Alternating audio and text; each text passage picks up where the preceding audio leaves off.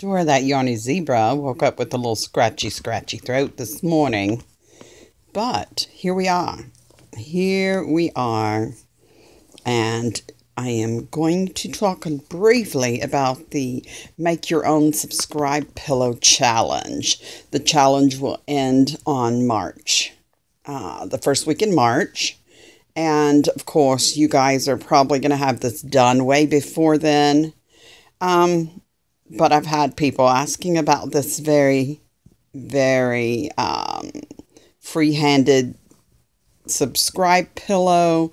Today we're going to start working on that. It is a pretty simple corner-to-corner stitch. If you've never done it, it is it's a big long scarf. It's about a 1 yard scarf. The one that I did first had fingering weight yarn, and I used a little loom to make the chain. You do not have to do that. You can crochet a chain and work back up in the spine to make it long enough to do this, or you can learn to do the crocheting of the letters. I have not done a tutorial on that, but I did follow a sweet friend on YouTube who did a tutorial on letters. So if you want to do, it would be all uppercase letters, by the way. So these are elementary, my dear. So we're going to get started. You can see this is just a rectangle. This is a long scarf. This is a small rectangle, and this is a triangle. Now, you do not have to do all of that. I brought this on just to show that it's me, Dora Beth, that Yarny Zebra. Now, I'm going to move all this stuff out of the way. What you're going to need is some stitch markers, scissors, your crochet hook. I'm using a 5.5 millimeter hook because I am not using the fingering weight yarn at this time. I do not have any more yarn that is that small in red. And yes, I have already gotten this far. This is just a swatch to share with you. I am going to walk you through the first part of doing a corner-to-corner stitch beginning. You do not do a foundation chain when you are working with corner to corner. This is how it looks. It doesn't look gappy when it's laying flat. If you pick it up, you can find your gappies in there, but it does not look gappy. Of course, the red is going to give us a little grief. Here is my stitch marker waiting right here for when we go up through here and do our decrease, because this is how long it needs to be. This is a size 3. This is size 4 yarn. 1, 2, 3, 4, 5, 6, 7, 8 squares, or 8 rounds up. We're not working in the round, but 8 ladders, steps up. It looks like a ladder, or not ladder, but looks like a staircase.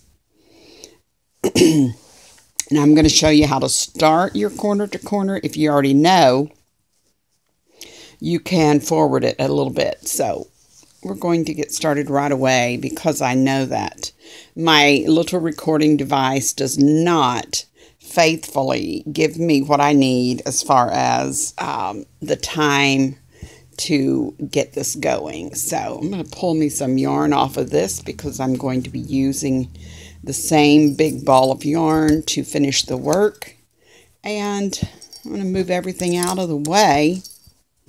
Yes, you will need this little gadget in a bit, but not right this moment. So pull me a little yarn off of here to get started. And excuse me if I am showing you something you already know. If so, you can wait for the next one to start. Okay, so here's our yarn, our hook, and this is how my grandmother showed me how to start my slip knot to get started.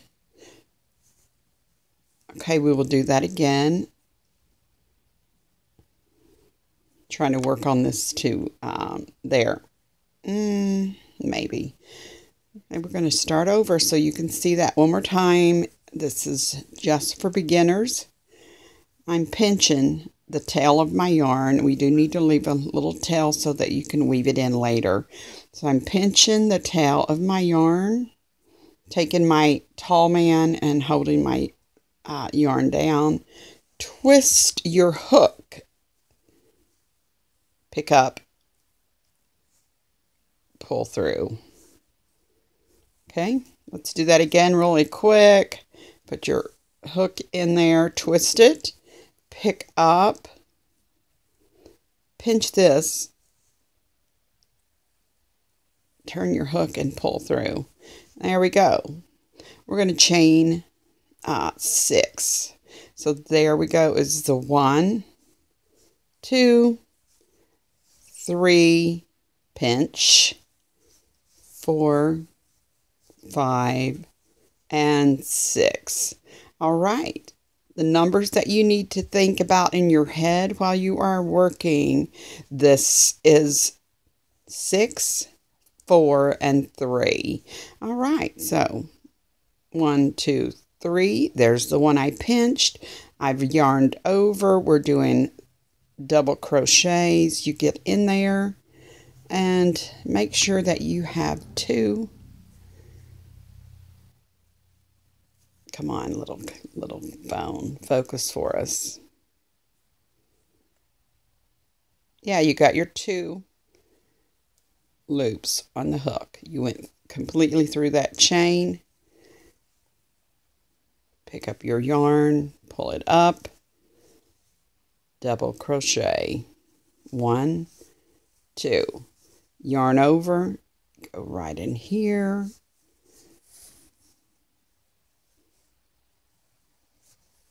Double crochet. All right, pulling me some yarn out here. And here we go. We're going into the very last. Very, very last, but not the knot. We leave the knot to itself. Okay. All right, so what we have here is 1, 2, 3 double crochets that we worked. And this is the other part of the chain. We made a 6 chain and then worked 3. 1, 2, 3 double crochets. This does count as a double crochet.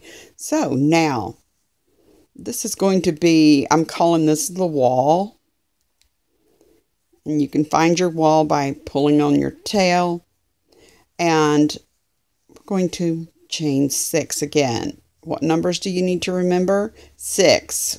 1, 2, 3, 4, 5, 6.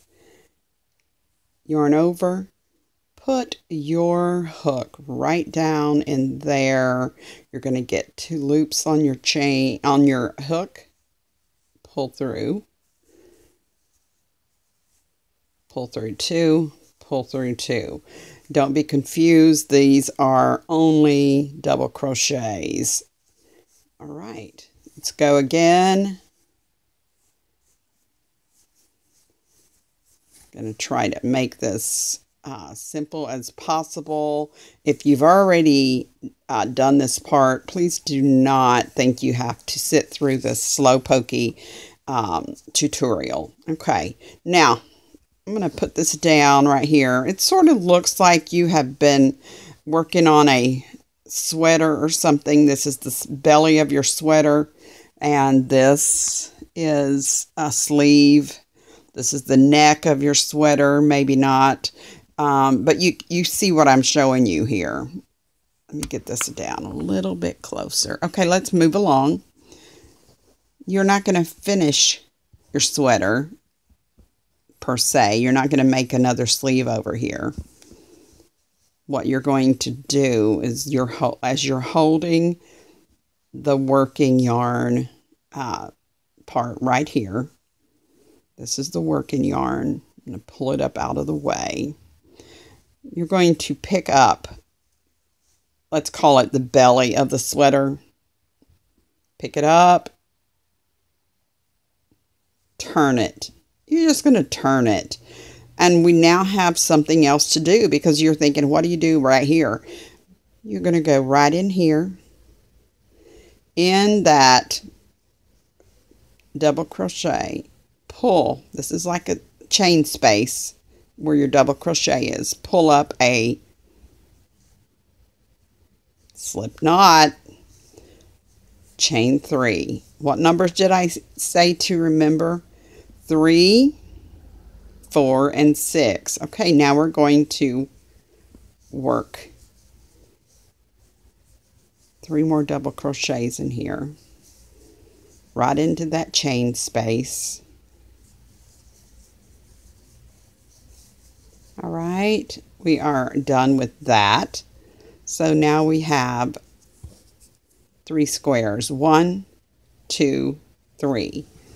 And if you are looking, this is 1, 2, 3, and we borrowed this 4th double crochet to hitchhike onto with our next square. Okay, so what we're doing now, remember the tail and the wall. This is the wall. When you get to the wall, you always crochet 6. All right, so we'll talk about our numbers again. Chain 3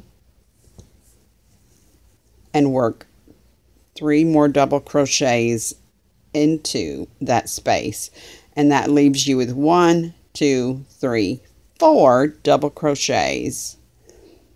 You count this as a double crochet, so you got 4 in there. Now we did 3, count them all, you have 4, and now it's time to do 6 again. 1, 2, 3 chains, pinch, and the 3rd chain, 4, 5, 6, yarn over, going right down into that chain, both loops on your hook, doing a double crochet, get right in here and do another one. Let's get right in here so we can see what we're doing. Yes, right here. If you put your hook on the floor, I call it, it's easy to think about it, yarn over and put your hook on the floor, so to speak. You will always get 2 loops on your hook. All right. Not everybody does it that way. Some people were not taught that way, but here we have it. Let's count them again before my silly camera dies. 1, 2, 3, 4. Now what are we going to do? Grab your work, flip it. Okay, we are making stairs, guys. Take your hook, no yarning over. We're doing a slip stitch right here as I drop it. Sorry, let me get back into the camera. Here's our slip stitch. I'm going to start that for you again so you can see what we're doing. Turn your work. Put nothing on that hook. Go into that chain space. Pick up your yarn. Pull it through.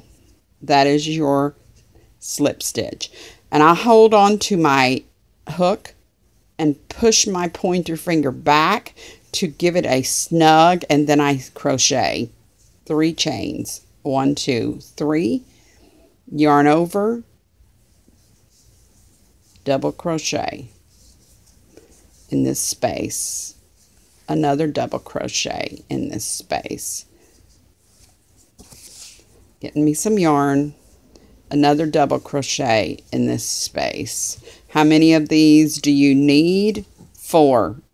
This counts as your first one, your 3 chain. Here's your second, third, fourth. Oh, now what do? We're going to have to join. So we are going to put our hook right down into that top chain space. Pull through. We just looped on. Pull snugly and crochet 3 chains. 1, 2, 3. Yarn over. Get right in here. We're going to do our double crochets. Double crochet. Not going too fast because I want you to get the gist of this. Oh, we're up against the wall again. What do we do when we get to the wall? What do we do when we get to the wall?